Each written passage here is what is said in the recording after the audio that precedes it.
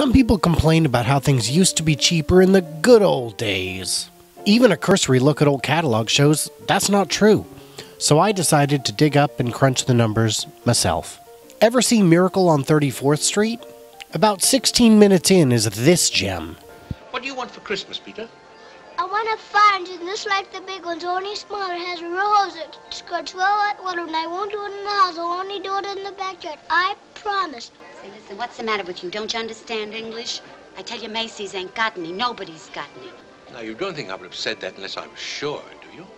You can get those fire engines at Schoenfeld's on Lexington Avenue. Only $8.50, a wonderful bargain.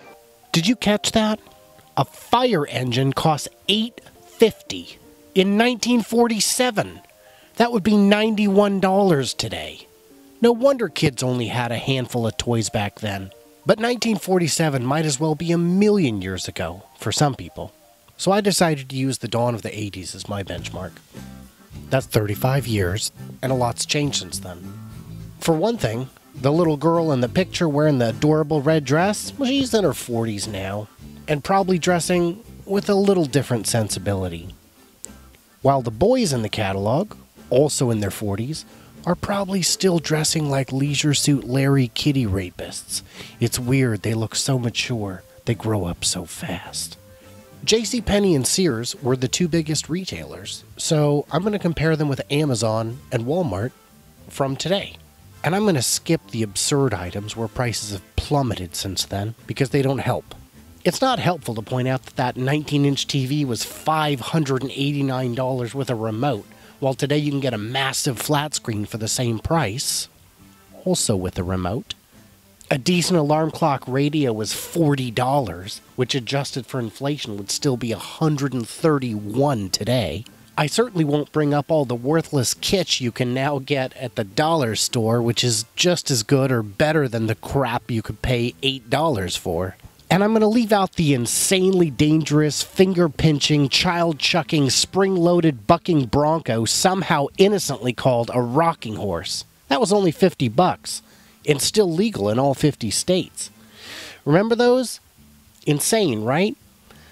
Turns out they still sell them on Amazon and Walmart.com, and both within $5 of their adjusted inflation price.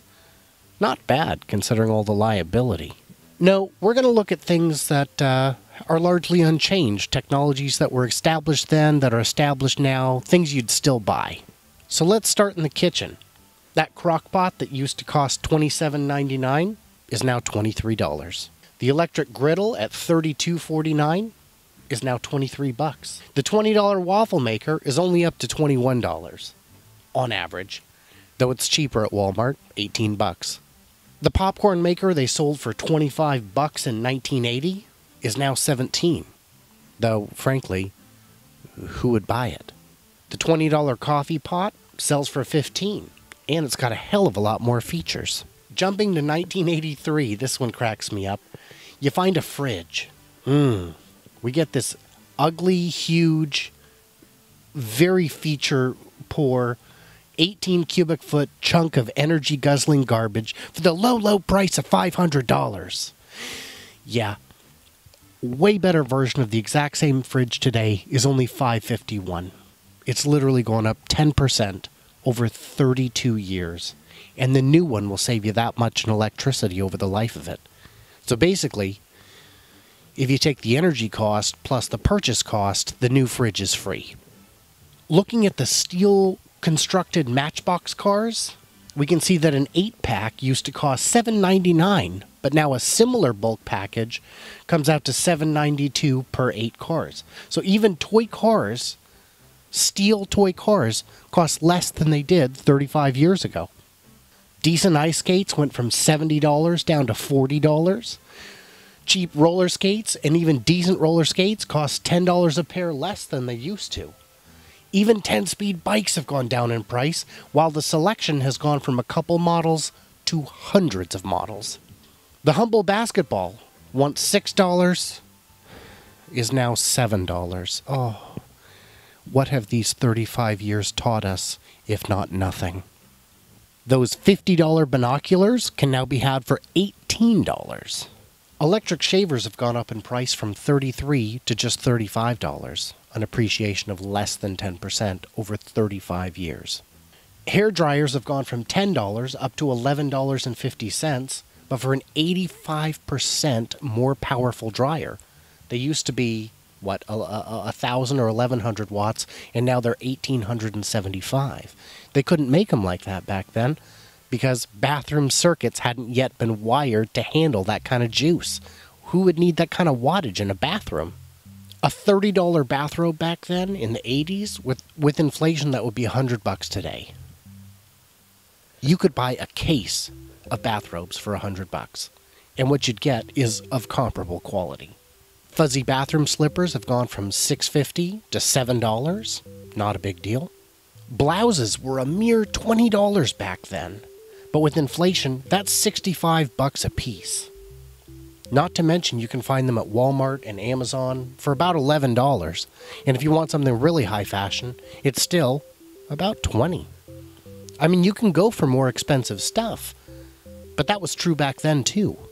A 3-piece polyester suit was $69.99. That's a pretty good deal. That's a good buy even now, except that when you consider with inflation, that's $230. You can do better than that today. Far better. Today you can get similar suits in the $60 to $100 range. I'm not making this stuff up. It's on Walmart and Amazon's websites. That's where I did the research. And you can do it without looking like a complete polyester plaid clown, which apparently wasn't something you could do in '79. And you remember how I said that the kids in those ads had grown up to look a little different? Well, sure, that's true, but the men in these suits ads have probably gotten older and died. Not just because it's statistically likely, because it isn't. They should still be barely alive. But no, it's just because they had the choice between wearing clothes like that and dying. And they did the right thing. That $39 gold tone Timex? Yeah, you can get those for $29 now. And it's the exact same watch. Boys' pants have gone from $12 up to $13. Not a big deal. A baby crib set with mattress. Ooh. Back in the 1970s, it cost $234. $234 for a crib and mattress set. That's $769 with today's inflation. Holy smokes. But today, you can get the exact same thing for $158. That's massive. It's like a third off what it cost in the 70s. That 10-piece screwdriver set has gone from a 1980 high of $14.99 down to $8. And maybe they're not as good. Almost surely not. But how much life do you need from a screwdriver? A decent chainsaw has gone from $170 down to $130. A ceiling fan has gone from $200 down to $68. Though in fairness, the new models likely don't include the swag chain. I'm not even making it up. It's right in the catalog. A swag chain. So before I hit the last item, let me hit something else. Let me hit this pipe. Wait, what? No, seriously, the Sears catalog used to sell pipes. And at the bargain basement rate of $8.99. $8.99? 35 years ago? That's $30 in today's money. That's not a deal. You can get a much nicer pipe on Amazon today for $5.50. Okay, the last item is a Christmas tree. Now these may look good in pictures, but if you're old enough to remember, they did not look like this in reality, because we all had them when we were kids. They were wispy, scraggly bits of plastic-wrapped twine stabbed into a wooden dowel. They were garbage.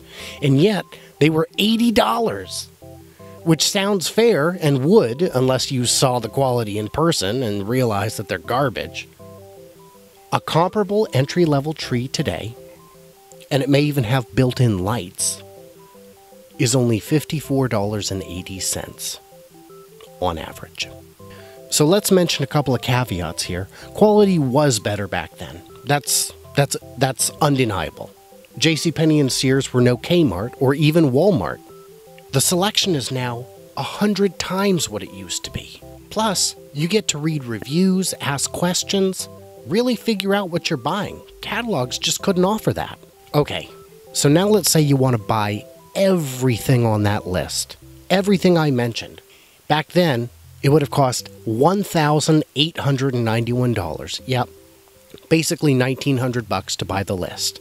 So what is that worth? Well, at minimum wage, it would be 16 weeks to buy that list. That's a lot. At the median wage, it would still be 8 weeks. The same list today, in today's dollars, is only $1,554. So it's actually gone down in price by a couple $100, by 300 and change, by like $350.